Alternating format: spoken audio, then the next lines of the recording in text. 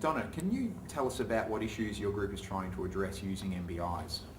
Well, in Southern Rivers CMA, we're specifically focusing on biodiversity and conservation of biodiversity through targeting native vegetation.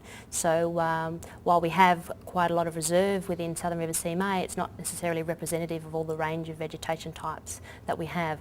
And so we've flagged particular vegetation types that don't have at least 30% managed for conservation, so within reserve, the public reserve system, and they're our priority for our program. And so we've designed a tender called Southern Rivers Bush Incentives, and the assessment process, or the Environmental Benefits Index that we developed for that tender, specifically focuses on those priority vegetation types, and so the scoring system's weighted towards those vegetation types. So there's a lot of science that's underpinned the development of that metric, but essentially there's a whole range of considerations, such as things like presence of fallen timber and hollow logs, and the diversity of species within the vegetation that are linked to values as habitat. And so we also have the objective of wanting to protect threatened species and habitat for native flora and fauna. Coming from the Southern Rivers CMA, how have you managed to access the right skills to help you design, implement and evaluate your MBIs?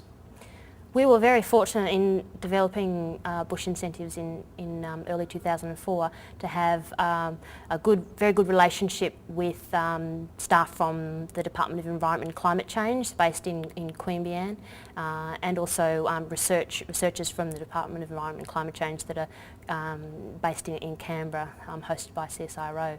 And they've been involved with biodiversity within Southern Rivers programs before we developed bush incentives, and they basically put their hand up to help us to develop the MBI. One of those people, Phil Gibbons, was particularly instrumental in developing the Environmental Benefit Index for us.